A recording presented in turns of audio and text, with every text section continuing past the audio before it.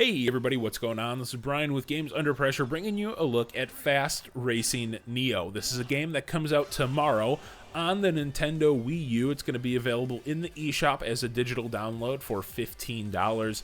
This is a follow-up to a 2011 game called Fast Racing League, which was on the Nintendo Wii, came out on WiiWare.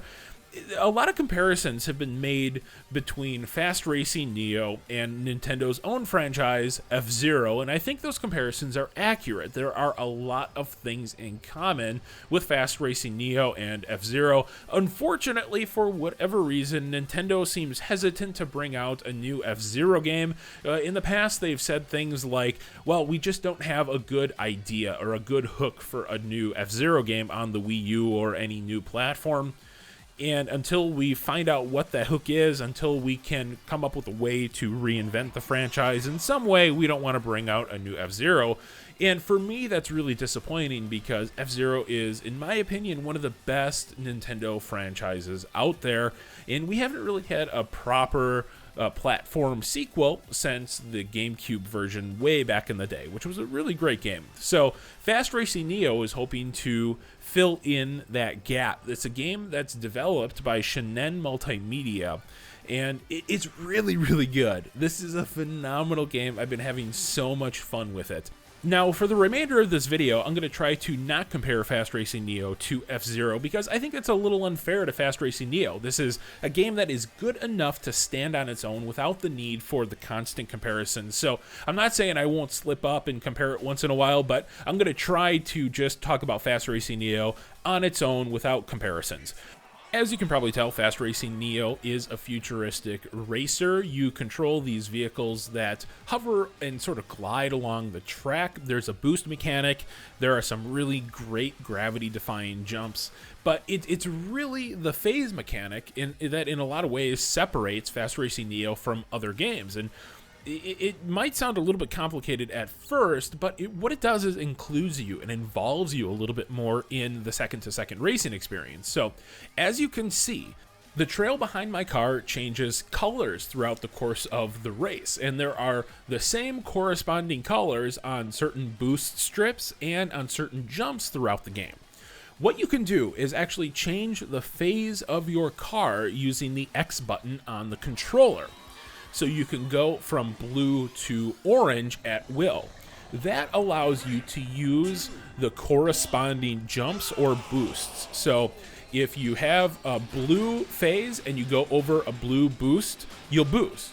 But if you go over a blue boost when your car is in the orange phase, it actually slows you down. So it actually hurts you. It's a detriment to you in that race. At first, that might sound like an unnecessary complication. In practice, it does involve you a little bit more, which is neat. You feel like you are even more out of control than you already feel. It feels like this extra thing that you have to worry about, but in a good way.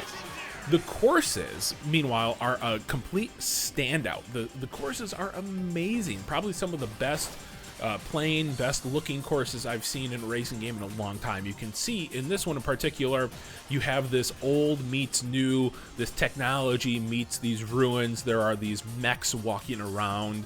There are these dilapidated buildings.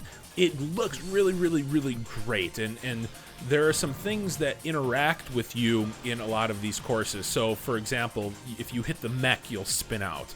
In another one, there are these meteor showers that if you hit one of the meteors, you'll spin out or crash entirely. In another one, you're in a desert, and if you go even slightly off-road, you'll hit these boulders and you'll crash. So the courses are very, very interactive, and they're just gorgeous and fun to play. The performance of the game is fairly good. The game runs in 720p at 60 frames a second. The resolution is a little bit of a bummer for me. On my high-res monitor, you can really see the aliasing in this. That's my big complaint with the game, is just how low-res it looks. And it's unfortunate. I don't think there's any anti-aliasing at play here, or at least it doesn't feel like it or look like there is. You can see a lot of jaggies around edges. It's disappointing in that way. But the alternative is probably going up to 1080p, but reducing the frame rate from that 60 to 30. And in a fast-paced racing game like this, I don't know if that's the best option either. So I think the developer made the right call. It's just disappointing to see a game in 2015, almost 2016, that's still running in sub-full HD, which is, you know, it's probably a complaint with the consoles more than the developers, because I do think the developer here stretched the Wii U to its limits to keep the frame rate up, to keep things running smoothly, and to achieve the scope that a lot of these levels possess. So there are 16 total maps in this game, which is a really significant number, and there are also a bunch of ships. The game is broken up into a few different cups, like any other arcade racer is broken up in. Once you get a medal or a trophy in those cups, you unlock the next one. You also unlock some new cars. The cars get better and better and better as you unlock more of them. So there is a lot of content here, and it helps that the game is very, very difficult. I'm typically pretty good at these futuristic racers, these arcadey, high-speed, twitchy racers, but with this, I was struggling to get first or second place.